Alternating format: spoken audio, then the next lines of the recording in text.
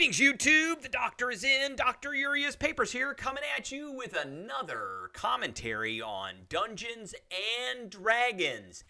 And today we're going to start going over some of the feats because there are a bunch of different changes to feats that happened with the 2024 update in the Player's Handbook.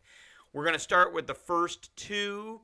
I know that the thumbnail said Alert was nerfed. Alert is one of the ones that we're going to talk about, but we're going to start with the A's. Really the big, and I'm only really going to go through the ones that have significantly changed. So the first one we're going to do very quickly is Actor. So right now I've got up here the legacy version of Actor, and this feat didn't really change very much. The last bullet, which is the mimic speech bullet, there was a dynamic that changed in that. We're going to look at that. But the three main abilities that come with Actor are: one, you increase your charisma by 1 to a maximum of 20.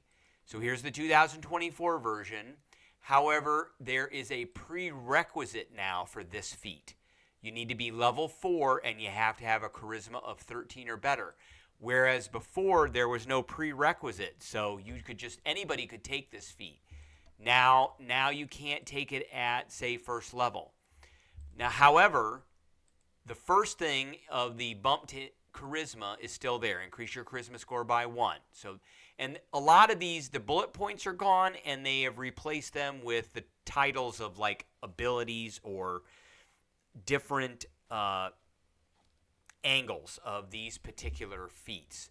So the second one is that you have advantage on charisma deception checks and performance checks when trying to pass yourself off as a different person while you're disguised as a real or fictional person. So they kind of changed that wording to kind of, I guess they're clarifying this part here.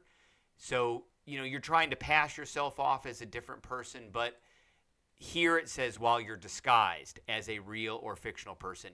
You have advantage on deception or performance checks, same thing here, to convince others that you are that person. So you have to be disguised. Now, what does that mean? I don't know. You know, maybe you just put a cloak on and that's it. Now, the mimicry part is the part that changed a bit. So they changed the dynamic. So you can mimic the speech of another person or the sounds made by other creatures. You must have heard the person speaking and heard the creature make the sound for at least 1 minute. A successful wisdom insight check contested by your deception check allows a listener to determine that the effect is faked. Now, same thing, you can mimic sounds, including speech, a creature that hears. So it doesn't say 1 minute anymore. It just says you can mimic sounds of creatures, including speech. A creature that hears the mimicry must succeed on a insight check, a wisdom insight check, to determine if the effect is faked. So whereas here, this required you to listen and for at least a minute, now it just says you can do it. You can mimic the sounds of other creatures. Now this is up to your DM on you know how much you need to have been able to do that, and it's now no longer contested. This was contested with insight versus deception. Now it is still an insight check, but it is contested by a DC of 8 plus your charisma modifier plus your proficiency bonus. So a little bit of a change. Not really a buff or a nerf per se, other than this has been changed now for prerequisites. And what would I give this feat? Oh, we're going to give, I mean, it gives a bump to your charisma score. That's great. You can do some extra stuff. It's good for, say, a bard or some kind of Kenku character or a rogue who has a high charisma. So I'll give it a B. It's not a feat I personally would take for most characters that have to be very specific. Okay, now let's get to the feat that we really wanted to talk about, and let's move the arrow over here. And that's Alert. And a lot of people did take Alert back in the day when 2014 came about. This has no prerequisite. It is a Player's Handbook 2014, so it did come out in the first edition, and it wasn't something that came out in one of the other books. So it's 3 bullet points, 3 angles, 3 abilities. You gain a +5 initiative to bonus to initiative. +5 to initiative is big.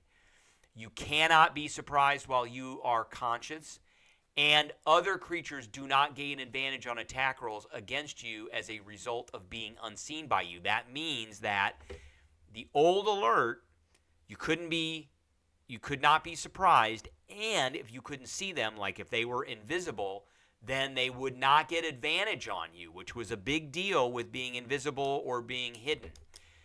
So this was the +5 was a big one. Everybody really liked that. And it had these kind of elements of not being surprised. Now, the new alert has no prerequisites, but it only has 2 angles. It only has 2 abilities that come along with it.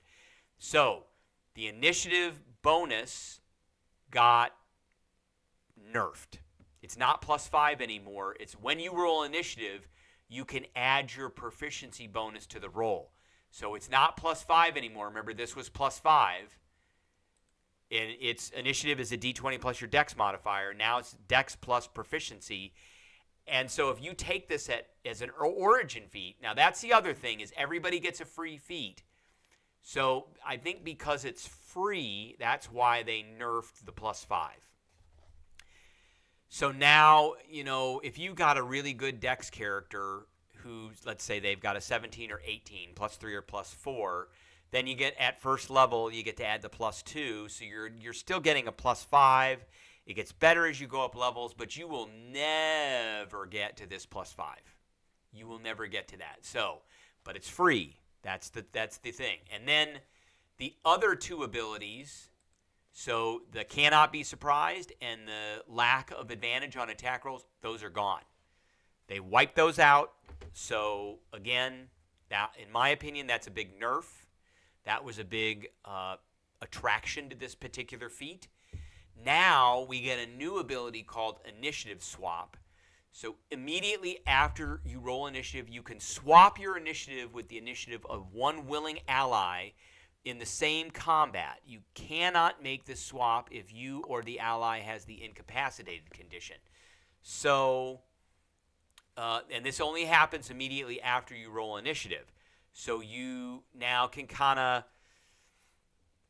game the system, so to speak, with how initiative goes, to determine, maybe strategically who could be better at initiative or not. So maybe you do want somebody to go first and you roll a great initiative and they don't.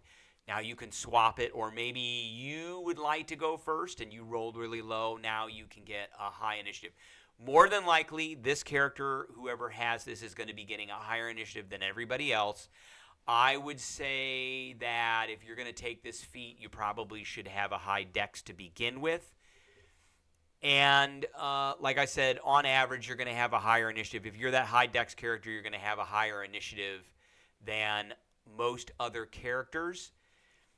And then, you can kind of strategically work with the group to figure out who goes first and who doesn't. But I think it is a big loss to lose this cannot be surprised and the lack of advantage. Now, what would I give the original?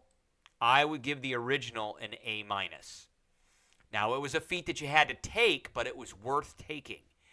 And what would I give the new 2024 alert? I would give the 2024 alert a B-. It's free.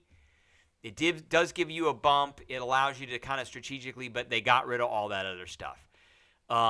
I think out of the free feats, Lucky is probably one of the better ones, and we'll talk about that one in another video. All right, that is what I have for everybody today. I appreciate everybody tuning in, and I will catch everybody later.